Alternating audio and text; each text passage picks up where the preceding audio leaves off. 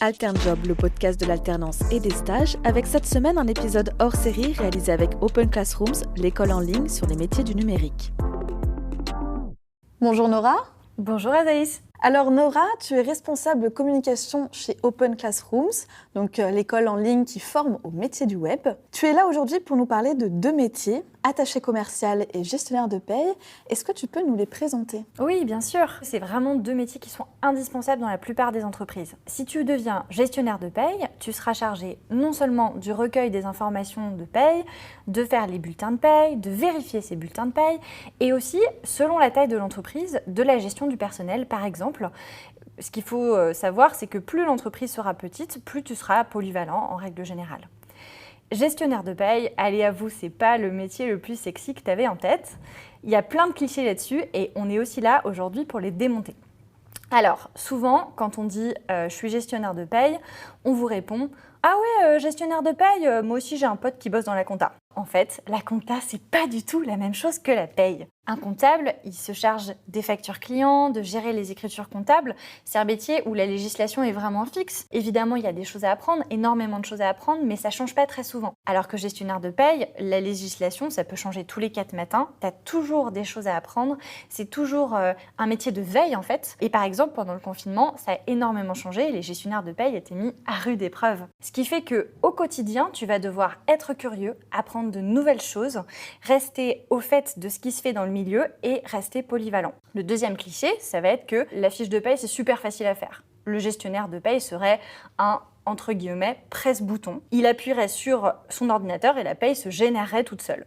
En fait, ça se fait pas comme ça. Il y a beaucoup de calculs, il y a beaucoup de vérifications et il y a aussi, on n'y pense pas toujours, beaucoup d'échanges avec toutes les équipes. La paye, en fait, c'est le beau résultat de tout ce travail pendant tout le mois et il y a aussi plein de moments différents dans la paye. En ce qui concerne le métier de commercial, c'est aussi un métier dans lequel il va y avoir plein d'étapes et plein de choses à faire avec soit ton équipe, soit tes clients. Il va falloir que tu prospectes pour trouver des clients, que tu fasses les rendez-vous. Aujourd'hui, ça peut être en ligne d'ailleurs, pour écouter les besoins clients et y répondre, que tu relances le client parce que très souvent, il ne signe pas la première fois, donc il faut avoir de la patience et de la persévérance. Et puis aussi, faire en sorte que ton client, une fois qu'il est client, soit content de son produit, se sente accompagné, que tu répondes toujours à ses besoins même quand il a déjà signé, que tu lui proposes peut-être de nouvelles choses, de nouveaux services pour qu'il reste client et que tu puisses le fidéliser. Dit comme ça semble des métiers beaucoup plus sexy. J'imagine qu'il y a des prérequis quand même pour ces métiers. Alors pour gestionnaire de paye, pas du tout. C'est un métier qui est très ouvert, d'autant plus ouvert qu'on pourrait penser qu'il faut être très matheux pour faire ce métier-là. Alors je vais pas vous dire qu'il faut pas aimer les chiffres, et effectivement si tu es complètement allergique aux chiffres, tu vas pas pouvoir faire ce métier.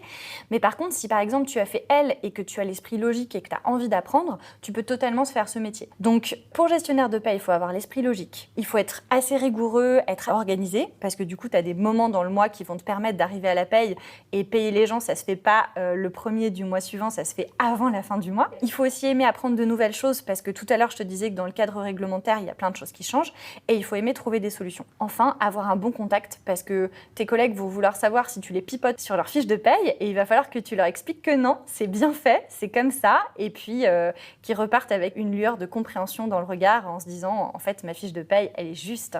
Et pour commercial, alors là, c'est un petit peu une exception dans le programme qu'on fait qui s'appelle Prep Apprentissage, dont on parlera plus tard. Tu peux soit avoir validé ton bac et avoir soit 6 mois, 1 an d'expérience professionnelle, ou alors avoir fait 1 année d'études supérieures après le bac, ou alors si tu n'as pas le bac, tu peux aussi devenir commercial, mais par contre, du coup, il va falloir que tu puisses justifier de 3 ans d'expérience professionnelle. Pour te parler un petit peu des prérequis en termes de compétences comportementales, de qualité en fait humaine pour être commercial, alors là, peut-être que ça va t'étonner aussi. Pour être commercial, il faut être exactement à l'inverse d'un crocodile. Alors un crocodile, ça a une énorme gueule et de très petites oreilles. Et bien en fait, un commercial doit avoir une énorme capacité d'écoute, parce que ce que tu vas pouvoir vendre, c'est vraiment quelque chose qui s'adapte aux besoins de ton client, parce que si tu lui vends quelque chose dont il n'a pas besoin, il ne reviendra pas, et puis généralement d'ailleurs, tu n'arriveras pas à le lui vendre. Pour être commercial, il faut donc savoir parler, s'exprimer à l'oral, à l'écrit, savoir argumenter, être curieux pour bien t'intéresser et connaître le produit que tu vends, avoir de l'empathie, pour voir quel est l'état d'esprit de la personne en face. C'est-à-dire que si tu vois qu'elle est très intéressée, tu vas pouvoir aller peut-être plus profondément dans le produit, lui expliquer des choses qu'il n'aurait pas forcément demandé. Si tu vois au contraire que la personne s'ennuie ou s'impatiente, tu vas raccourcir ton discours, changer peut-être aussi ton niveau de langage en fonction de la personne que tu as en face de toi. Enfin bref, tout ça, ça s'apprend.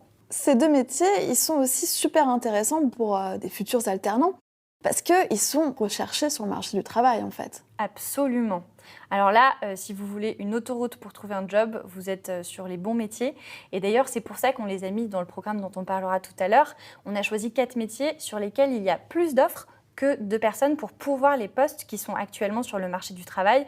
Et quand je dis plus d'offres, on parle de centaines, voire de milliers de jobs en fonction de ces 4 métiers. Et donc, même pendant la crise, vous pouvez trouver un emploi dans ces métiers-là, notamment sur gestionnaire de paye dont on parlait tout à l'heure. Toutes les entreprises ont des salariés, donc elles ont toutes des besoins en paye. Et puis, par rapport aux commerciaux, alors là, plus que jamais, quand on a essuyé des mois pendant lesquels on avait un trou dans la comptabilité parce qu'on a dû fermer, ils ont plus que jamais, en tant qu'employeur, besoin de vendre. Et donc, les commerciaux ont été le métier le plus recherché après le confinement en mai 2020, et donc fonce quoi. Ces métiers, ils sont sur un programme qui est propre à Open Classrooms, qui s'appelle Prep Apprentissage. Donc tu as commencé à l'évoquer. Pour ceux qui ne connaîtraient pas, est-ce que tu peux nous rappeler un petit peu ce que c'est ? C'est un programme qui dure 4 mois et qui a été créé pour les jeunes de 18 à 29 ans. Alors petite parenthèse, si tu es en situation de handicap, tu peux avoir n'importe quel âge, la limite d'âge saute. Et en fait, tu dois avoir soit un niveau d'études inférieur au bac, soit maximum le bac. Et c'est un programme qui va te permettre en 4 mois de t'orienter vers l'un des 4 métiers qu'on propose, donc les 2 dont on a parlé dans ce podcast qui sont gestionnaire de paye et commercial, et puis ceux dont on a parlé dans le podcast précédent qui sont technicien informatique et développeur web. Une fois que tu as compris un petit peu quels étaient ces métiers, que tu as vu si ça correspondait à tes envies professionnelles, à ton caractère, à ce que tu avais envie de faire dans ton job, et en fait tu vas choisir celui qui te plaît, tu vas commencer à apprendre par la pratique en faisant des petits projets associés à ces métiers-là, et donc après, nous, gratuitement, on va te proposer un coaching de 6 semaines pour te permettre de trouver une alternance. Donc, dans ce coaching, tu vas avoir l'accompagnement pour faire ton CV, ta lettre de motivation, ton argumentaire pour les entretiens, etc. Et donc, tu arriveras non seulement avec ta motivation, tes premières compétences pour montrer aux recruteurs que tu as envie de le faire, que tu as déjà commencé à apprendre ce métier-là. Et puis, aussi, un avantage qui est que tu ne seras pas tout seul devant ton ordi à envoyer 500 candidatures à désespérer parce qu'on ne te répond pas, et que tu auras du coup des retours d'une personne qui te dira pourquoi ça ne marche pas et qui fera en sorte de t'aider à ce que ça marche. Et ça, franchement, ça vaut de l'or. Pour conclure, je dirais que Prep Apprentissage, c'est vraiment un programme qui est tourné vers l'emploi. Et d'ailleurs, c'est un programme qui a été cofinancé par le ministère du Travail, la région Nouvelle-Aquitaine et la fondation JP Morgan. Et ça montre bien que du coup, il y a un vrai intérêt et pour les étudiants et pour les entreprises. Dernière question, Nora. Si demain, je veux postuler en alternance pour exercer un de ces métiers, comment je fais ?